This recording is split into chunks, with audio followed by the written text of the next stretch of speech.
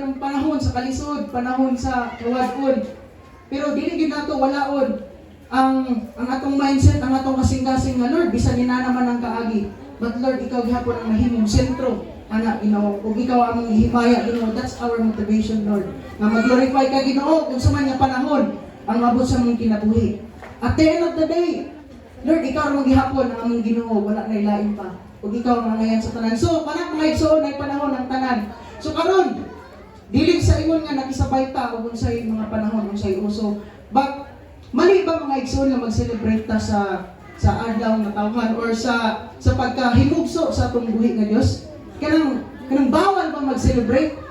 Mao man ang problema ko. Kay daghan kayo mga istorya mga igsoon, mga criticism about ana. But ato i-separate kay kitang tanan nga celebrate. Atong i-separate ang Kristohanon o dili Kristohanon. So dinhi ta magtan-aw magbase kung sa atong buhaton. So why are we celebrating Christmas mga igsoon? Kani pa lang daan daghan na gyud kayo. Daghan na kayo kanang mga pangutana, mga debate about ani kay daghan dili, daghan pugnaa. Pero mangutana why we celebrate as Christian, not as one unbeliever, but as Christian. Why we celebrate Christmas? Simply means to remember or to commemorate the birth of Jesus, mga igsoon. Kitang tanan na unbelievers, na believers ka celebrate, di ba? Aware ka na. But dili to siya mao ang primary nga question, mga igsoon. Mao ni, how do we celebrate or observe Christmas as believers? Kaya kahibalo ta nga na ay unbelievers, na believers. So kinahanglan ba nato subayon ang pattern sa ilang celebration sama pa sa gift card sa to sa leader nga kinahanglan ba natong sun-on ug sa ilang giun sa how they celebrate? So no, dili pwede mga igsoon mahibal-an nato ug unsaon nato pag-celebrate sa paghinumdum sa iyang adlaw pagkahimugso diaring kalibutan ng mga igsoon. So muna naatay 5 ng mga pamaagi nga ma-remind ta how we observe, how we think, how we ponder, how we reflect. Kung saan na to pag-remind sa itong kaugalingon, kung saan na to pag-encourage sa itong kaugalingon, pag-celebrate sa maong giingon mga igsoon na season of karon kay iba naman ta ting hatag, ting unsa, daghan kayo mga igsoon ang himong focus karon, pero mahibala na to na karon. So number 1, 5 ways ni how to celebrate or 5 ways how to observe. Number 1 is to remind yourself that Christ is the focus mga igsoon. Bisag unsa nga season, bisag unsa nga kaagi sa atong kinabuhi, doesn't mean nga season Christmas lang wala. No, naay season sa answered prayer, season sa problema tanan na ay panahon mga igsoon. So kana himuon ngayon nato nga maay focus ang Ginoo mga igsoon. Remind your children the true reason of Christmas. Kay nakuan ko sa akong anak para sa uy Christmas na excited ba guys? Sabayo sa mayangi ka excited nani? Ang regalo siguro aron sa ano ba? So sometimes ma-picture out na tatong kinabuhi sa mga bata po kay usahay mamista pero mga igsoon by the grace of God magsabot jud taron. So remind your children. Ug kani katulog the best time to share the gospel kaysa panahon nga kaning atong i-reflect atong pangalandungan ang purpose sa Ginoo Lord. Napakatao magid ka Ginoo para sa among kaluwasan, para sa among hope, para nami hope Lord kay wala man jud ta mga igsoon. Kaning impyerno man jud tang tanan, wa man jud tay hope ug wala ang Ginoo. Kay sa panahon gani nga pag-announce sa angel ani sa mga tao nga iyang ipakita, mismo man gani ang mga anghel grabe kalipay nila sa pag-announce pa lang. How much more sa nag-receive sa announcement, which is kita nag-receive sa Ginoo. May so di ba ta malipay nga naata karon tungod sa bugtong anak nga gipadala sa ato para makaangkon tag kaluwasan, para maluwas na sa atong mga sala mga igsoon, makaangkon tag kinabuhi walay katapusan. So the best time to share the gospel, reflect about the purpose of God. Ug ato lang yung tan-awon mga igsoon nga kaning gid nga kuan may kaning season murag grabe gid ang kanang purpose sa Ginoo ba kay giluwas ta, napakatao siya, aron tao, nata karon. At the end of the day, nag-celebrate ka sa iyang kamayo. So muna, remind yourself that you are saved. Remind that it is finished. Remind that you have eternal life, mga igsoon. Remind yourself that Christ is the focus of this season, mga igsoon. Ikaduha, reject.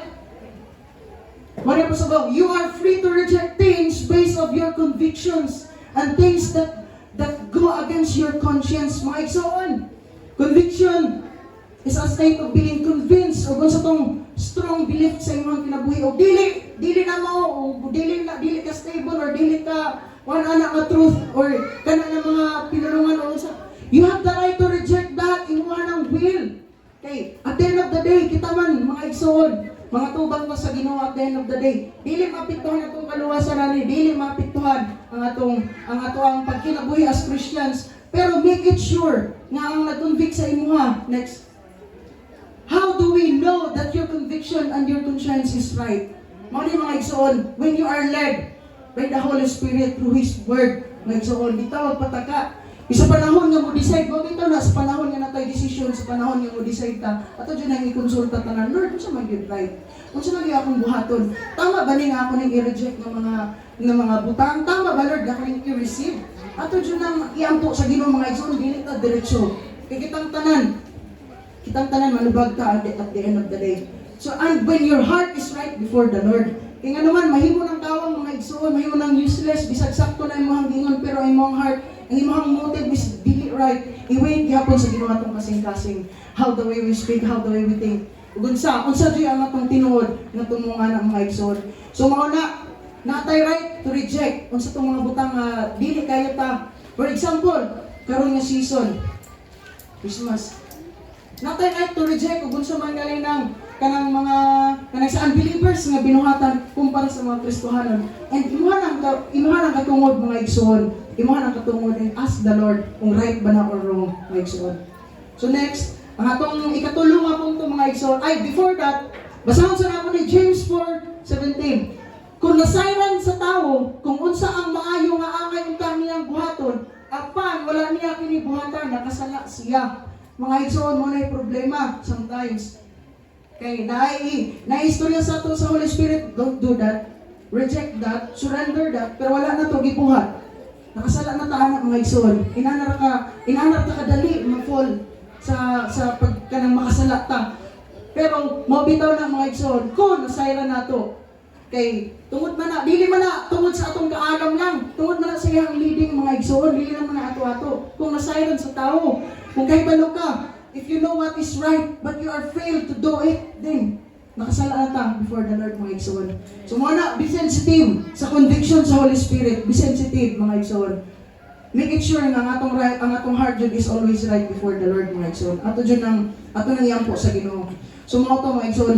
Ikatulo, respect mo na ni. Ug unsa man dalitong dili para sa iya or dili kanang kung sa iyang conviction, mga igsoon, if iyahan ang gi-reject, then you must respect that. Respect people who have different perspective and opinions than you do, mga igsoon. Kung sa view sa lahing nga tao, kung sa view na to, atong respeto na, dili sila ang i-reject, dili ang tao ang i-reject rin mga igsoon. Kung dili ang mga kinaiya nga dili ikahimutan sa Ginoo. And ginaala man galing ang ilahang view, inala ilang perspective, ilang opinion. You must respect, ang iyang pulong nag-ingon. Next slide. Before sa basahon na to, the problem is we are not respecting but we are manipulating the views of others. Mari ang tendency sometimes mga igsoon. Dili ta kanang dili na to dawat sometimes or dili ta uyon or unsa ba? Mga igsoon, atong i-try to manipulate. Kaya ba mo sa meaning nga manipulate? Ngayon siya means to control or influence a person or situation. Sometimes inanita sa atong situation, sige butang nato situation. Kaya wala man taga-control og tao, amen. Sige, dito sa sitwasyon, mga problema sa atong kinabuhi. We are trying na kanang kinahanglan ako ning mabuhat, kinahanglan ako ning mahimong matarong ni para ma-fix ang tanan. Ikaw na ang nagbuot mga igsoon. Wala na nimo gi-acknowledge ang gahom. Wala na nimo gi-saligan ang Ginoo nga mao day gatay control, mao day in charge ana nga problema sa imong kinabuhi. You are manipulating the plans of the Lord mga igsoon. Mo nang daghan kayo tag na-miss. Mao ni iyang will, perfect will, straight line, pero daghan kayo tag liko-liko, na-miss na nato ang dinhi ang part. Kung sa gusto ipaabot sa to sa Ginoo. Pero at the end of the day, mga igsoon, atong salvation dili mapiktuhan nga na. Ang punto ani at the end of the day, na judgment of reward ang atong gitanawan ni karon mga igsoon. So, next line. Tahura, respect. Tahura ninyo ang tanang mga tao. ug higugmaan ninyo inyong mga igsuon kang Kristo. Kanang nasi mong katapad higugmaan na. Ang mga tao nga wala din hiya tuwa sa gawas or ibutang na to ang mga wala pa sa Ginoo. Kahura to sila. Bisag kinana na ilahang kinaiya respect. Kung sa purpose ni mo Lord nga bisag sila dito nga lain man sila tratar sa ako pero ano nga kinahanglan na kung sila ni respect. Makita na to kung sa purpose ana sa Ginoo. Basa na to ha. Pag kinabuhi kamo nga may kahadlok sa Dios ug tahuran ninyo ang hari. Na-remind ko sa word atong niaging Wednesday about sa fear of the Lord mga igsuon. Kay og ato jud ning research ning fear, reverence, pasabot sa reverence, deep respect mga igsuon. Sa panahon nga na-encounter ni Mary, ni Joseph, the shepherd, ang angel of the Lord, di ba? Ang unsay reaction? Fear. Pero kato na fear, grabe to nga pagrespeto mga igsuon. Grabe to nga lahong nga pagrespeto. Inanak po ta mga igsuon sa atong isip ka tao. Labi na kanang nasimong tapad nga nadinhiya. As Christians, brothers and sisters, ato dyan na silang higugmaan, no matter what, unconditional. Dili na to i-condition ang ilahang, kinahanglan inani ka para higugmaon di ka. No. Mga igsuon, kung atong subayon si Jesus ihatang gilab first before we love Him, before we love the others. So muna, mga igsuon, next line. Makita nato dito, respect all people, love your brothers and sisters in Christ, fear God, respect katong nakabutang dito is hari, emperor or atong ibutang i-generalize na to. May igsoon kung sa order sa ato ang otoridad ato nang i-respect. We must submit mga igsoon kinapat na dinhi as kalibutan. Ato i-respect tanan of all. Wala excuse bata tigulang hamtong. I-respeto nato nang silang tanan mga igsoon. Tungod kini kay mao na design sa to sa Ginoo. Sa tinud-anay nga natay kahadlok. Kung tinuod man jud kang may kahadlok sa Ginoo, mga igsoon mo jud ding fruit. Mo respeto jud ka, mahigugma jud ka sa tanan, kung natay tinod nga kahadlok diha sa Ginoo. Next line, next. Kung saan na purpose to preserve and build relationship. Kay og lahi-lahi ang view sa ubang tao, ilahang stand balik ka. Ug lahi ang ilahang view, lahi ang ilang panlantaw, lahi ang pag-treat nila ani na season. We must respect them. Kay ngano diha, unsa ray ang atong unsa ray ang atong kanang motivation, unsa ray ang purpose sa Ginoo nga para ma-preserve atong relationship mga igsoon. O kana naatay chance na opportunity na makabuild tag relationship sa mga tao, sa tanang tao na wala pa nakadungog sa Ginoo nga atong girespeto. Makabuild ta hinahinay relationship by the grace of God mga igsoon. Dili tungod nato. Sumuna mga igsoon kinahanglan natong girespeto para ang relationship dili mabungkag. Next line. Ikaupat, second to the last na redeem. Kaya nga naman, o pangutanon siguro na to ang mga kailan nato friends nato sa gawas nga wala pa sa Ginoo. Usahay lahi ang ilahang focus mga tanata. Unsay kanang excited ka unsa may kanang imong buhaton sa Christmas? Unsay how the way you celebrate? So lahi siguro ilahang focus ko. Basta na to bringing the focus of the season back to Christ. Kay mao na ning focus sa mga tao pag may nunog uy hapit ng Christmas. Nakatawa ko sa akong mga kauban dati sa trabaho ba kay Jun, naminaw tayo hawak pero di sa hawak kay hapit ng Christmas. Sila paabot yan. Anting hatag. Mga igsoon kita, isiparit na to atong kaugalingon sa ilaha, di ba? Kaya parehas man taga celebrate. As believers, mo na to na mga butang. Remind, ang inagawa reject, respect, ug ang ikaw pa redeem. Mo ni atong stand mga igsoon. Ang atong focus dili ang materials, dili ang events, dili ang money, dili ang date. Kung saan dili ka nang mag-date sa imong partner, dili ang pizza o ang dili big deal ni ng mga butang, mga igsoon. Dili ikaw ang focus ani nga season. Si Jesus Christ mga igsoon. Kaya umingon ta, uy, Christmas, hapit na. Unsa nga regalo? Kinahanglan ka nang excited ko sa akong regalo nga madawatan. Excited ko, unsay kanang akong pamaliton, daghan kay sales karon, daghan kayo kanang bisag ginagmay lang ba pero kanang dili man jud nato ma-judge pero at the end of the day mga igsoon lagi ang atong kasing-kasing. Ang atong tanang binuhatang whether good or evil i-judge na sa Ginoo sa magbantay ta, di na to miss ang reward at the end of the day. So mo lang siya dili focus on materials, dili focus tong sulod sa gift nga yung ihatag sa mga igsoon. Dili ang events kay ug wala pa ilang taon asa ta mag-party, asa ta mga ligo, excited na ko. Wala na, usahay atong time, marab na sa enemy, wala na. Ang atuang kaning time to meditate, time to remind ourselves, to reflect sa purpose sa Ginoo. Dili samot ni, dili ni mao. Pero gikinahanglan nato na, pero dili na sila ang priority ng mga butang, dili money, dili atong 13th pay, dili tong bonus ang moikon sa December or sa season. Dili ang date mga igsoon, dili big deal. O ganus aman unsa man nga adlaw na tao si Jesus. Dili na mao ang focus niya. Ang focus nato is natawo siya atong gihinungtong nag-celebrate ta. Wala siya natawo, imperno tang tanan. Muna mga igsoon, ug dili ikaw ang focus mga igsoon, dili ikaw ang sentro. Sa bisan unsa nga panahon nga atong isugakod. Sometimes man tendency sa mga tao ko lang i-isip na maya. Natay problema, kita na dayon. Usaw na ko ni pagsulbad. Kanang, ikapoy na jud ko. Kanang, di na ko ganahan. Dili ikaw. Ganang ka. It's not you. Mga igsoon, ang Ginoo ang focus. Mga kinahanglan na itong i-redeem ang truth sa itong kaugalingon mismo. Mag-start nga ang focus si Jesus. Kaya nga naman, mga ni ang truth ko, Lord, imo na kong giluwas. Mga ni mong purpose. Nanong natawo ka para kung makaangkol o kaluwasan. Ug na ko karon Lord, by your grace. Nakasabot ko sa imong pulong. Mao na mga igsoon atong panghugtan nga pulong nga dili marab sa kaaway kay daghan kay distraction ng kaaway karon, di ba? Muaway ay kanang agree ba mo ana mga igsoon nga daghan kay distraction ng kaaway sa atong kinabuhi. Sa panahon nga natay mga preparation, mga celebration nga gipangandam. Ang kaaway pud mangandam. 24/7 po na siyang magbantay sa tuwa. Labi na tong mga kusugid pagtuo sa Ginoo. Mo jud iyang targeton.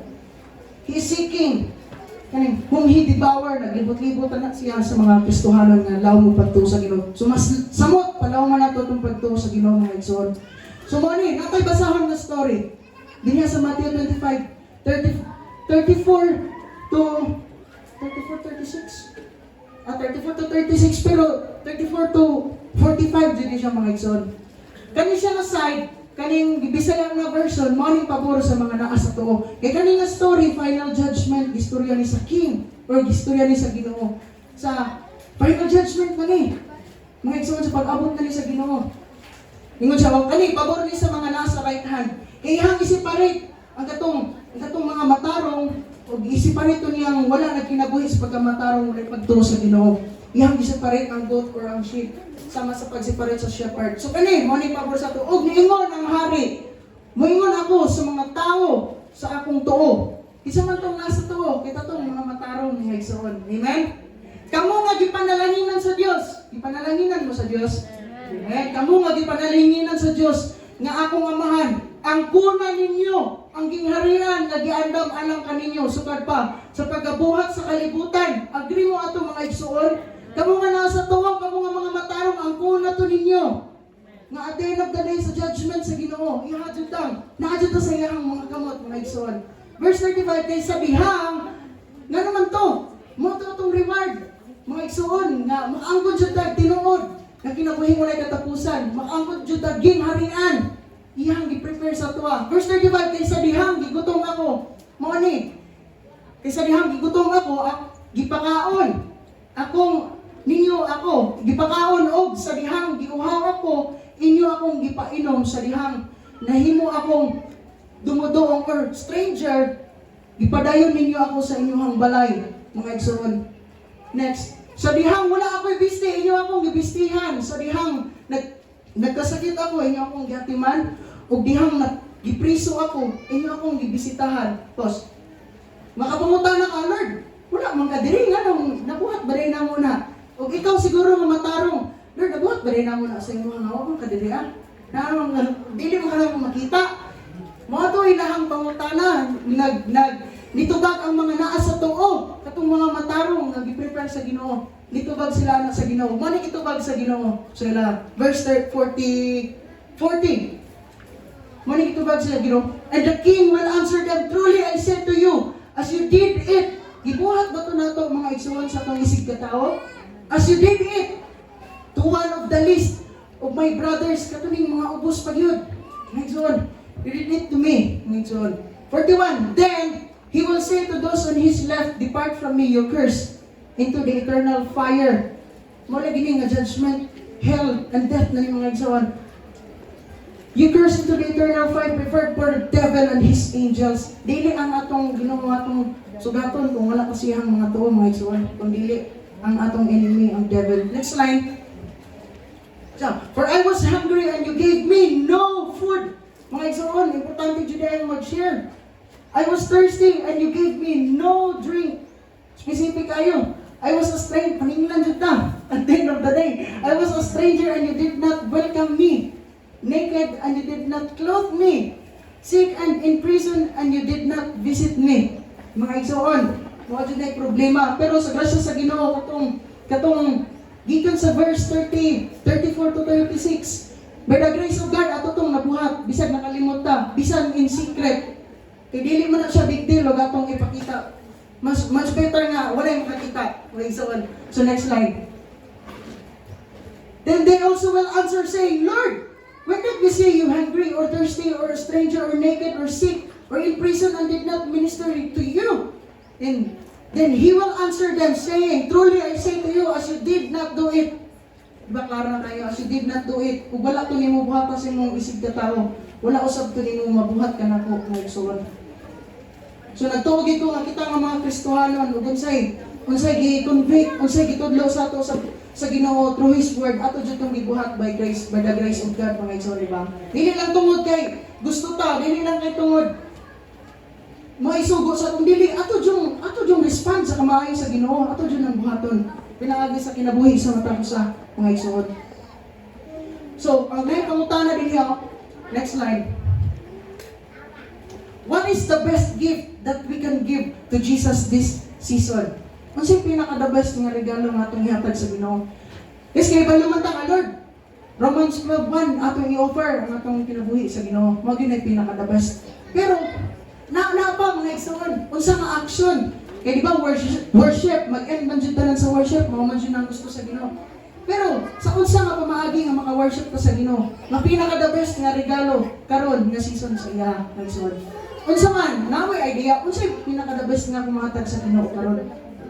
Kaysa atong nabasa mga igsoon sa iyang pulong, nakita nato dito at the end of the day mo judge ang Ginoo.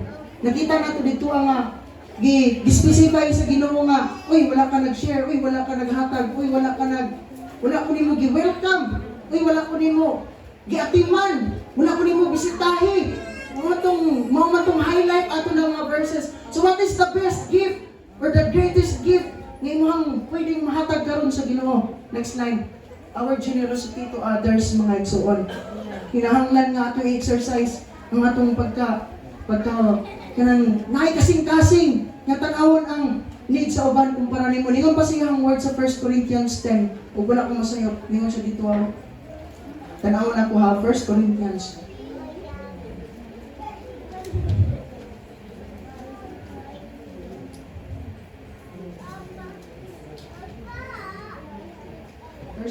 Dara. 1 Corinthians 10 verse 24, let no one seek his own good, but the good of his neighbor. Mga igsoon, let no one seek his own good, or tanaw, ang imuha ng own interest, imuhang gihuna-huna, kumpara sa katong mga walang-wala, yun mga igsoon. Dili pasabot nga, kanang, hindi mo lang mao. Pero kinahangan dyan nato niyo, we should exercise this, mga igsoon, kay mismo ang Ginoo. Sa pagpadala sa iyang bugtong anak, makita na nato na God is so generous, God is so faithful, God is so kanang loving, gracious, bisan iyang bugtong anak, iyang gilay down para sa tuwa. Grabe ba na? Kung siya ato ibalos, mga igsoon. We should be generous sa atong matagusan, labi na itong walang-wala, mga igsoon. Next. So, mo to extend and exercise generosity. Make it a lifestyle or make it a habit, mga igsoon, sa itong kinabuhi. Ato ginang exercise, ato nang pangayon sa Ginoo. Kaya at the end of the day, Ecclesiastes chapter 12 verse 14, for God will bring every deed, tanan niyo mong gibuhat, mga igsoon, into judgment with every secret thing, whether good or evil. Mani mga igsoon, ang tanan natong gibuhat karon, gagmay dako, tago or expose, i-judge na sa Ginoo whether good or evil na. whether good or evil, i-judge na niya. Muna na mga igsoon, pag-aabot sa ulahian, nananadihaan, na verse naging dito nga, ang tanan nga maayo nimong buhat, good, you will receive a reward. Pero katong mga butang nga dili maayo, wala gikahimutan sa Ginoo, masunog ito, di gito mulundag, then you will suffer for loss. Pasabot diha, wala kay reward. So dili na to usikan di na to i-miss ang opportunity nga oy kaniday. Mahimaya ang Ginoo ni. Ug dili wala taga-after wala taga-after sa reward, after ta always himaya sa Ginoo. Na mahimuot na to siya mga igsoon. Pero dili ta i-thank you sa Ginoo at the end of the day. Ihatang rewardan mga igsoon. So last, rejoice. Kinahanglan tayo naglipay anak ng mga truth mga igsoon. We celebrate and we rejoice in response for what He has done. Kung siya gibuhat sa Ginoo, iyang gisend si Jesus na para ma-redeem ta sa itong mga sala, makaagod ta kinabuhi walay katapusan, makalingkawas ta mga igsoon. For who He is, tinuod siya mag-Ginoo, He is our Redeemer, our Savior, and for the victory that He will going to do at the end of the day, ato yung mamit ang Ginoo. Kadaugan dyan na mga igsoon, bisan magdagantag kaagi karon, dili na mao. At the end of the day, kadaugan dyan ang atong ma-receive. Giklaro ta sa Ginoo, John 16:33. Tama ba? John 16:33. Take heart, I have overcome the world. Mga igsoon, mamit dyan na to ang Ginoo. Karon pa lang daan, huwag na kayo pagtungo sa Ginoo. Nagsali ka siya 100%. At the end of the day, we will celebrate, mag-end into worship. Ang atong kinabuhi, dito sa Ginoo, mga tubang ta sa Ginoo nga maglipay gid mga igsoon. Mao na ang ending sa atuang kinabuhi mga igsoon. Mao ni ang pinaka main reason mga igsoon nga mag-celebrate jud ta sa ihang adlaw nga tawhan.